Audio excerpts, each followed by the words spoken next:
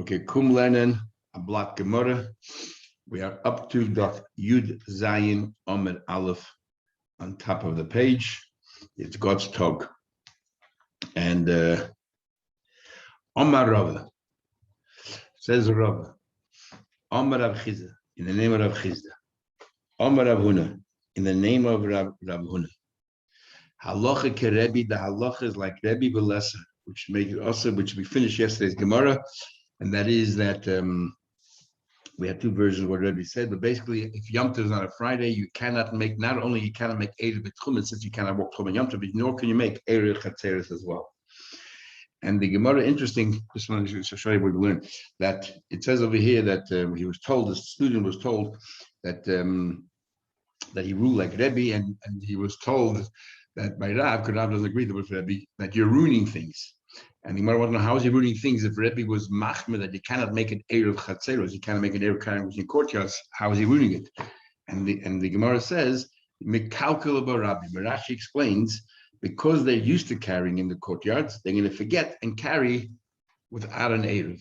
So Rashi introduces an idea which is used sometimes, that if people live in an area where they grew up with an Erev, and then they come to an area where there's no Erev, they're so used to carrying, very hard to change. Or let's say if an Erev, it shuts down, people still in the habit of carrying, they will continue carrying. And so it's something always to take in as a factor. That's what it seems from Rashi here. Anyway, let's go back to the Gemara. Talk about we learned 2 lines on top. What happened to Yom Tov Cholil v'Shabbos? If Yom Tov falls on the Shabbos, davening wise, do we daven Shabbos davening or Yom Tov davening? Well, Shlomo says we say Mizmor Shili Yom Shabbos because Yom Tov is also called Shabbos. But what about Shemini Esrei?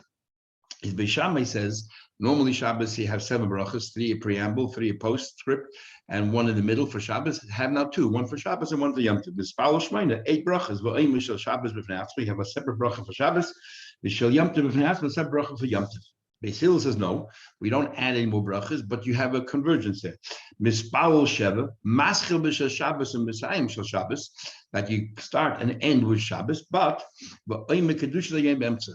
In the middle of the thing, you say, you say something about Yom Tov. Rebbe says, no. Even if you do that, you have to make sure that you conclude the bracha and you say, Mekadesh HaShabbos Yisrael Zman. In the bracha itself, you have to have a reference to Shabbos and Yom Tov.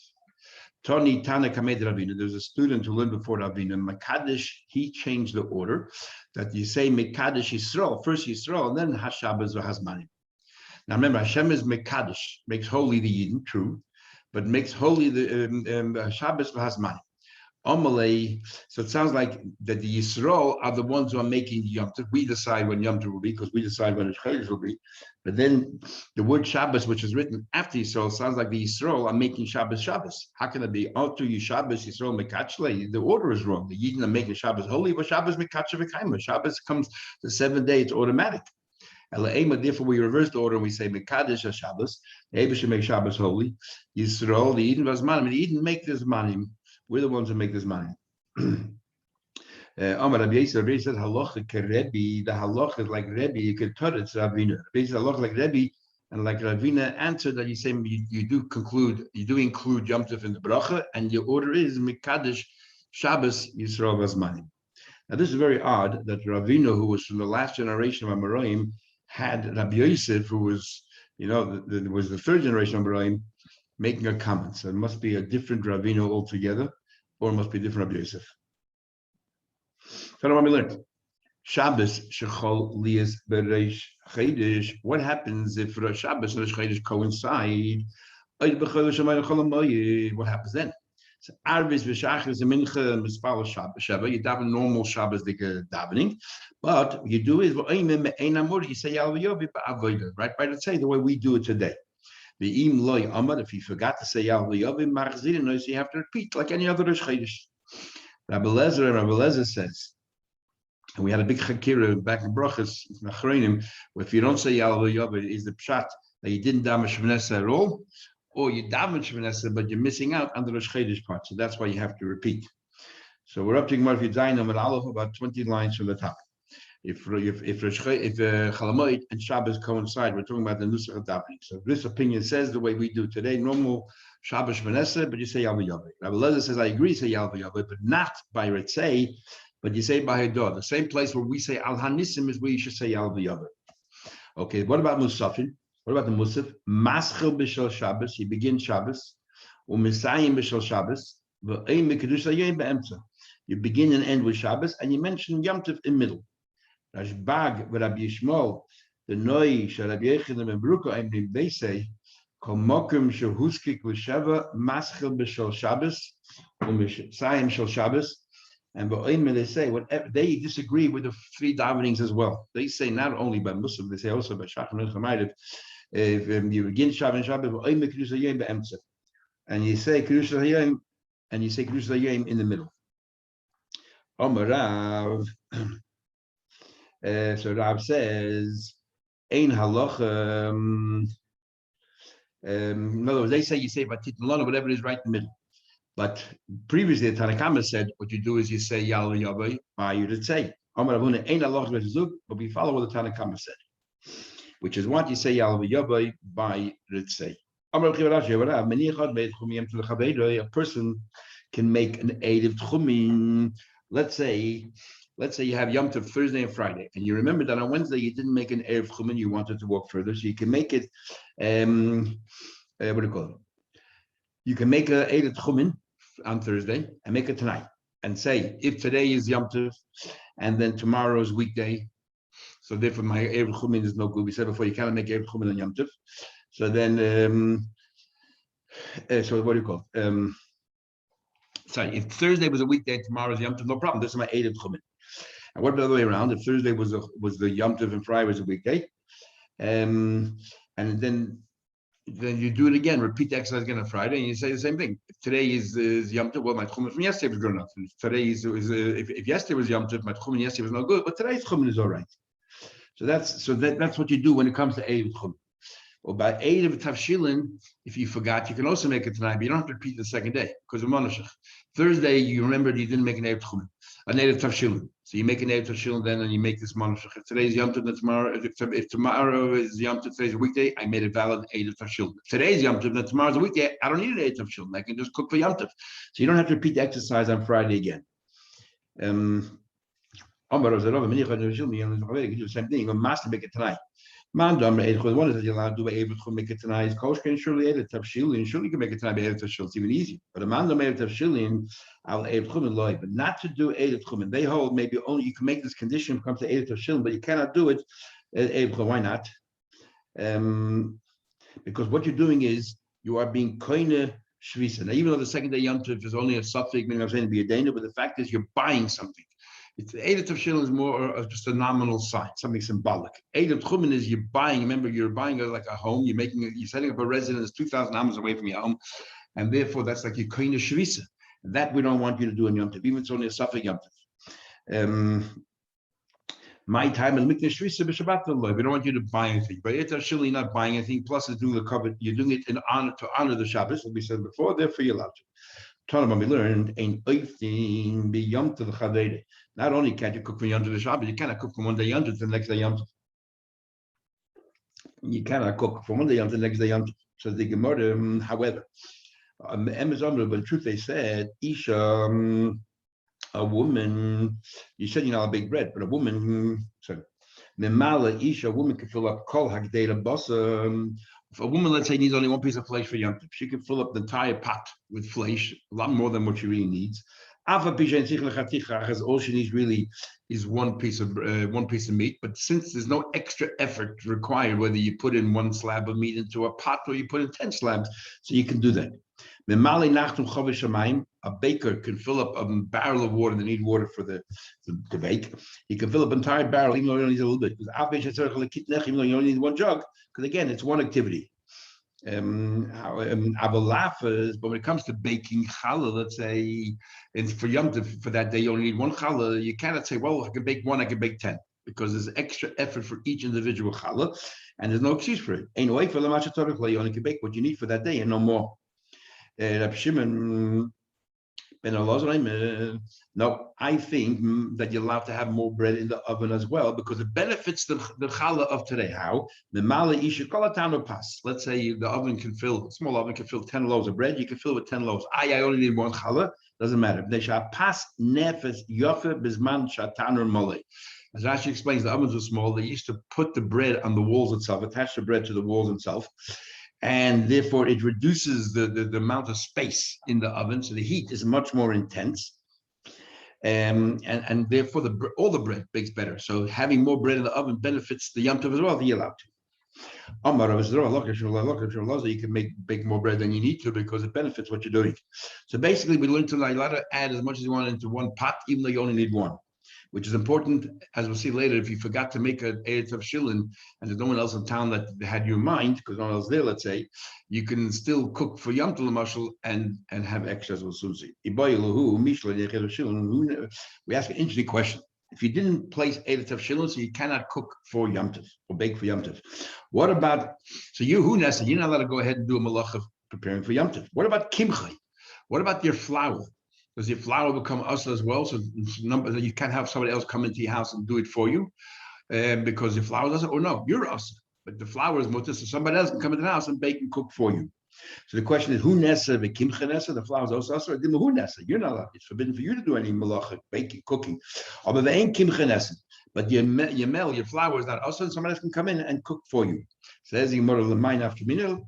The nafkamina is la'aknuya kimcha la'achedim. Let's say you, if your flour is also, you can't just have somebody coming in and cook for you. If your flour is also, you can go ahead and you can gift it to somebody else. You have to gift it to somebody else, so that person now is cooking or baking on his own flour. And so, if you're going to say, if you're going to say hu nesa v'kimche nesa, if you're going to say that he becomes us and the flour is us, you have to give it over, sell it, or make a kinyan, gift it to somebody else. You don't have to give it to anybody else. What's it do? So Toshma, that's the most question. This is how Rashi learns the Gemara. Tosfos has a big problem. It's totally different because he says if the flour is also, what is the hell gifting to somebody else? Where did the Issa disappear to? Whenever we have like an Issa, it has to transfer to something else. Where's the Issa? Just nowhere to transfer. It dissipates. It vanishes. How can that be? Where does it go? If you are not allowed to do it, how can someone else do it on your behalf? So Tosfos has a whole different gears in the Gemara. And the gears are just opposite. That if the flour is mutter, then you can gift it to somebody else. But if the flour is also, then you cannot gift it to somebody else because the Issa remains wherever it may be. Just the opposite way we learn. But anyway, Tashma coming in, if somebody didn't place Shilin, that is he shouldn't bake, he shouldn't cook, he shouldn't go ahead and store things and keep it warm. Not for himself, not for anybody else. Nobody else can come in and bake and cook for you. So the Beitza says, so what should you do? You need to eat on Shabbos. You give away, you gift your flour to somebody else, and therefore the flour no longer is yours, it belongs to that other person. Then they can bake for you, they can cook for you. Shmami clear from here. Who nesa, you become asa, but the kimchenes and your flour is asa, and therefore you have to gift it. Shmami This gives is exactly the opposite. This is Shmami that you're asa, and the flour is not awesome, and therefore you can gift it to somebody else if you want to. Who have a question? Let's say he did make a shilling, but he went ahead and he baked when he shouldn't have. What's the status of the food? We know that if you cook on Shabbos, we say b'shegig the food is all right for others, but it's not right for anybody. What happens in this case over there? Yeah, you didn't do the Eretz Shilling, and nevertheless you cook for Shabbos. Can you eat from somebody's house invites you? They didn't make an Eretz Shilling. Says the Gemara, it says, if we didn't place an Eretz Shilling, Kate said away, so what should you do? We just learned you give your flour to somebody else, and they bake for you and they cook for you. It seems that's the only remedy. You have to gift it to somebody else. But if you did it for yourself, it is forbidden. The Isa, and if you're right that but if you did it yourself, it's still permitted. Listen, why doesn't the Beitza also add ovar the offer? If he didn't make an Eretz of Shilling, and nevertheless he went and baked, mutter, you're allowed to eat it. Doesn't that prove that it's forbidden? Says well, that's no proof. The Beitza is trying to give you remedies. What should you do if you ask her up? You're to ask me a case where you didn't listen to her up, you didn't listen to anybody, you did it anyway. So there's no raya from the Beitza one way or another. Our Beitza is looking for ways that are permitted. To counter the shul, not telling you ways, methods of what's asur. And it says, I could bring another proof. It says, if somebody placed an eighth of shilling, you can bake them, cook, you can go ahead and store things and keep it warm. If you want to eat, you ate it later, you can. You can. What about ochla? You ate it. Actually, if you ate by mistake the eighth of shilling before you baked, and we had before that you have to make sure you leave a kazayis, but you didn't. Or actually hitman before you actually stored it. You shouldn't bake it, you shouldn't cook it. If you ate up, if you consumed the eighth of shilling, it doesn't help that before Yom Tov you had an eighth of shilling. When you're ready to go start cooking and baking, there's no eighth of shilling left. By mistake, you ate it in the morning. Well, the first day Yom Tov, it's gone. You cannot rely on it anymore. You cannot bake for you, cook for yourself. You can do for others. Nobody can do it for you. What you could do is, what do you do now? You could cook for Friday, let's say for Yom Tov. The im haisir Shabbos. Any leftovers you can use lechatchila for Shabbos. Ubevad shaloi yarim. You can't go ahead and trick that. Let's say, for example, you cook for Yom Tov. You say, oh, I think I need more. I'm going to invite guests today, and I'm going to make a whole new make a whole new meal over here. And then, of course, you had a mind for Shabbos. You can't do that. Because like a second pot, you cannot use a second pot. But in the first pot, this is Rashi holds. In the first pot that you cook for Yom Tov, you can say that you're allowed to add more. We've learned before already. You can have 10 pieces of meat, even though you only need one. So Rashi therefore explains that in the same pot you can add as much as you want, and therefore you'll have food for Shabbos. But you cannot make another food that you're not eating in Yom Tov. But you say, oh, I'm having guests coming later today, which is a trick because you're really doing it for Shabbos. That you cannot do. A second pot. And if you did that, also, you're not allowed to eat it.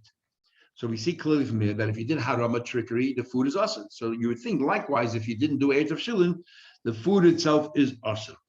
Says the Gemara, you cannot compare. Harama is far worse than a person did not making the eighth of shilling. Why is that? Shiny harama the achmiru barabana tfeim amazing. Somebody is conniving. And cunning is much worse than amazing. Somebody does amazing, two things. People right away see you did a terrible thing. Nobody's going to learn from you because they know you're doing the wrong thing. And you yourself one day might feel guilty. I know I did the wrong thing. I'm going to do tshuva. But if you did a haram and you delude yourself and you think, I found a loophole. I found a way of circumventing the rule. So then you'll never do tshuva because you convince yourself you did the right thing. And other people say, so all you're doing is, I didn't realize you could do that. And they'll go into so both problems, because Marasayin is a big argument. What the problem of Marasayin is that people are going to learn from you, people are going to berate you. So the way Rashi learns is we're scared that people are going to learn from you, and plus we're worried about you yourself tshuva. So haram is much worse in both areas. You'll never do tshuva because you deluded yourself thinking it's all right, and people will learn from you that this is all right, and they're going to make a mistake. But if they see you doing an aveda, nobody can learn from you. Say, oh, he did an aveda, I can do an aveda. He wants to do Aveda, it's fine. He's a Russia. I'm not. So or I can tell you is that this Bryce, even if you're right, that you want to equate Harama to Tafshilin, and since Harama, you're not allowed to eat the food, Tafshilin, you're not allowed to eat the food, and maybe Harama is not worse than Mezi. Nevertheless, I can explain, we cannot live the Bryce. Why? Because the author of this Bryce, Hanan, is extremely stringent when it comes to these laws. According to Beis Shammai, the time we learn Hanan, Beis Shammai says, you're not allowed to bake, Pesach, Beis Shammai holds that every activity that you want to do when Yom Tov to Shabbos, you need to do something prior to Yom Tov. So this is an extension of that. So Beis Shammai holds if you want to bake, you have to have a challah set aside before Yom Tov. You don't cook. If you want to cook, you have to have also an egg or a piece of fish or a piece of meat, something before Yom Tov as well set aside. And you're not allowed to hide anything on Friday for Shabbos like a child. Whatever activity you want to do, you have to do something before Yom Tov. And Beis Hillel says, all you have to do is take one cooked item, that's good enough. So we see clearly from here, Beis Shammai is very strict, and that's the author of the Bryce that said that the food is forbidden. But according to Beis Hillel, who's pretty lenient, one agino is enough. The same thing over here. And we'll come back to this interesting machlekes we'll talk about in a minute. It says, now we learned Hamasa paid Rosh Shabbos. Somebody gave meiser of his fruits and Shabbos. We learned before right now, give trumas and meiser Shabbos because you're fixing up the Rabbanan. She did a mistake. You can eat, but made it deliberately because you violated the din of the Chachamim. So you're not allowed to eat it. So if you don't follow the din of Chachamim, the food becomes asur. So shouldn't the same thing be as well? And even though we're losing out on Einik Shabbos, it doesn't matter. So maybe by Erev Tavshilin should be the same thing. No, you can't bring it right from there. It's talking about a case of the Islay Peirach, and it doesn't affect your Einik Shabbos. You have plenty of other fruits, so don't eat these fruits. Our problem is you didn't make an Erev Tavshilin. If you don't cook on Friday, you don't have what to eat on Shabbos. What's it then? Maybe you still, and you did cook. Can you eat that food? Otherwise, you're going to hurt, you're impacting Einik Shabbos. No proof from here. Toshma will bring a similar proof, but then we'll give a similar refutation as well. Hamat bil kela b'Shabbos. You're not allowed to table in the mikveh on Shabbos. Let's say your kelim, or the mikveh might be in your house because you're fixing things up. It's masakin money. You're fixing kelim up, and you're not allowed to do it. So if you did b'shayge, you stammer, then you can use them. But major lo yishtammer, deliberately you cannot use them, even though it's affecting your Einik Shabbos. You got no dishes. So we see that it doesn't matter. We don't take into account the fact that you're impacting the Einik Shabbos. You went against the Chachamim, it's forbidden. Same thing. You didn't do the Tavshilin, you went ahead and you baked anyway, you cooked anyway. Too bad, you cannot eat it. Says Gemara again, no proof. Like tzrichi, no talking about there. The East lay ma'anachrin. He had other dish sets, so don't use this one, use other ones. But we're talking about a case, there's nothing else to eat except the food you just cooked on Friday afternoon. What do we do then? Or inami dishes, efshe b'shai, you can always borrow for somebody else. But food, extra food, who said everyone has spare food? Tashma coming and bringing another ayah. We had the Gemara Chulin and so on. We had that in Shabbos as well. Somebody cooks a Shabbos by mistake, you can eat, according to one opinion. But mezid, if you didn't, you cannot eat. So we see clearly from here that this is food. This is what you can eat, and yet we don't care. You went ahead, you went against the halacha. The food becomes asr. Says Gemara, what do you bring around? Isura, the Shabbos, shiny. There's an Isur on Shabbos, and therefore you did an Isur in the Torah. So that's why the food is asur. Our question is an Isur Rabbanan, what do you do? And we remain with the suffix. Now, what do you call it? We'll come back to it in a minute. Beshame says, Beshame says you have to have two cooked items, and Hill says one cooked item is enough. But everyone agrees that if you have fish and egg, and even Shame is made of fish, and then you smear egg on top of it, it's considered two cooked items, and that's good enough. Masnisin, that's the way our Mishnah understood the argument of Beshame Hill. But the Lake Tana does not follow the following view. The Tanya we learned, Beshame Hill both agree. Al Shnei Tavshilin, the way the Bryce learns, everyone knows you need two cooked items. The question is whether this is considered two cooked items or not. Al dog ubeya sha'alav, fish and an egg smeared on top of that. We need two tavshilin, and therefore this is considered like one, not good enough. Ubeya says tafshil echad. In this case, I think one is enough because I have two right here, fish and an egg. We keep them separate. If everyone agrees, if you took the egg and you reheat it up separately and you scramble, you break it up into pieces, and then then the egg was a separate item and you mix it with the fish. Everyone agrees that's two separate items. You ground and you leek, and you stuffed this with fish. And if the nasal you stuff the fish with leek. Everyone agrees because it was two disparate items, and I put it together. It's definitely two items. Amar Rava says Rava. Hilchasa ketana they done the halacha like our Tana's version of like Basil. All you need is one tafshil. Big machlek is now how to understand pshat. Seems from our Gemara clear. All you need to do tafshil is an egg, and you did your tafshil. But Rabbeinu Tam disagrees. Rabbeinu Tam says when the Gemara says over here whether you need one tafshil, two tafshil, that's to enable you to cook. But you still need to also have a bread in order to enable you to bake. Because we learned in the Gemara a couple of days ago where Rabbi Lezer says, why the pasuk says that which you bake, and that which you cook by the mon. So you need to do something for baking and something for cooking. So therefore, Rabbeinu Tam says the halacha is like the brisa that you need to have a challah and an egg. And he goes on to prove that whole thing. The his nephew, totally disagrees. He says we don't pass him like a brisa. Our Mishnah clearly says all you need is an egg, all you need is one cooked item, and that is sufficient. And you don't need to bake in order to bake, because this cooked item allows you to do everything. And when we brought the Gemara before Rabbi Lezer, Rabbi Shua first of all argues, and also Rabbi Lezer, we didn't bring it as a halacha, we brought a pasuk, so we wanted to show an asmachta. And Rabbi Lezer is a shamuti. Rabbi Shua, the Gemara Yishalmi clearly says that you don't need separate challah. It says bake and cook based on this one cooked item you put away. But very interesting how Taisus finishes off.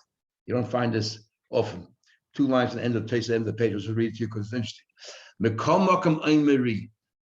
read Rabbeinu Yishchak nevertheless says, Lo melani libi. I don't have the courage, lavar al divrei doidi, to go against the words of my uncle. Rabbeinu Tam was Rari's uncle. Because Rabbeinu Tam had a sister. The Rashbam, the Rivom, Rabbeinu Tam were three brothers. They had a sister, and that sister had a son, and that son was the Ri. So Rashi's whole family, they ran the whole places. The tzarich shnei tavshilin, and therefore I'll say that even though I think in halach you don't eat it, l'chatchila you should follow my uncle and have two pas with tafshil bread and tafshil l'chein amad debar, and everyone follows that, which is what we do today. But the evidence, if you don't have the challah, by mistake you ate up the challah, you can still cook because halach is like the ri, but we're machmir like a reitam. Very seldom do you find that they talk about their kinship, and that the only reason why he doesn't have the chutzpah to go against his uncle. Family, blood is thicker than water. Says the Mishnah, what happens if Choli is Achla Shabbos? Let's say if Yom Tov falls out on a Sunday, now a person is supposed to go to the mikveh before Yom Tov, because we're learning Rosh Hashanah, that a person has to be metayin himself before Yom Tov, and also you have vessels that you need to metayin. So Erev Yom Tov you have to go to mikveh, but Shabbos is Erev Yom Tov. So Chol is Acha Shabbos. If let's say Yom Tov falls on a Sunday, and if you're Tameh, you have to go to mikveh, and you have to chiv matayr. When do you go? Because on Shabbos she's not allowed to go and fix things up. So he says, like Rabbi Shammai says, Matbilin es hakoil milifnei Shabbos. You have to toivel the keli on Friday, because you cannot toivel kelim on Shabbos. You're fixing things up, and you need to toivel yourself also on Friday, and because you're not allowed to fix yourself up on Shabbos. But Beis Hillel says, Kalim, I agree, Melifnei Shabbos. Kalim, I don't want you to do it on Shabbos, do before Shabbos. We'll see there are a number of reasons why not. One of the reasons is because you're fixing things up. Adam b'Shabbos, but a person can go to the mikveh on Shabbos, because you can say, who said he's fixing, it's only Rabban anyway. Who said he's fixing up? Maybe just going for a swim. He's going into the water just to cool down or to warm up. And Vishavim, but everyone agrees, Shemashikin esamayim beklei even letara. Let's say you have no water to drink. The only water to drink is in a tamadik keli, and you want it. So the water became tummy. So you did, and the keli is made out of stone. And the problem is it became tummy, and you only want to have Torah. What do? So you put it into a stone keli, then you put it into the water. And the rim of the cave, you lower it a little, mikveh water, you lower it a little bit below that. So that's called hashaka. The water in the keli kisses the water in the mikveh around it, and it transforms the water in this stone keli. It makes it tar. It's called zruyim. It's called zriya. You're like planted the water again, and now it's kosher. Nothing else can become tar in the mikveh, no other food, only water. And we're not being metayah the water. We're like recreating the water. We're like replanting the water. That's called hashaka, kissing. But avaloi matbilin, you cannot let's say, take the water and put it into a wooden keli that's tamei, and say, look, I'm going to immerse the keli with the water in the mikveh, so the water becomes tar from hashaka, and the keli will become tar because it's inside a mikveh. That you can't do, because a keli needs tefillah, and you're not allowed to be toivel on Shabbos. And you can't say, this is secondary to the water. You cannot do that. You cannot toivel a wooden keli and use that as an excuse. But what you could do in the mikvah on Shabbos with a keli is megav legav. When we go from one level, we're learning Mar Chagiga that for people who used to eat a taras hakodesh, the level of tara for truma was a greater requirement than for ordinary chulin. Because remember, chulin, it ends by a sheni, a second tier, second generation of truma doesn't go any further. By truma goes 3, and hegel goes 4. So something which is tar as far as chulin is concerned, if you want to use it for truma, you have to immerse it in the mikveh again. And something which is tar for truma, if you want to use it for kachim, you have to immerse it again to raise it a notch. That raising a notch, you're allowed to do on Shabbos. Because it's a tar digakela anyway, so it doesn't look like you're really fixing anything up. You're just elevating it. That's not the same thing as fixing. And umechabura, and that is some people use for why a person go to mikveh today, even if it's freezing and everything else. You can't say they're cooling down in the winter, is because when we're not taking for tumah to tara, we're just elevating a notch, just bringing kedusha on for Shabbos. And umechabura by Pesach, if you're in one group, you go to the mikveh, but if then you're going to change to another group, you got to go to mikveh. See later, you got to go to mikveh again. That's not fixing anything up. It's just, this is a law we'll talk about later. So that you're allowed to do. Okay, we'll stop here and we'll continue in Mitzvah Shem tomorrow night, 7:30.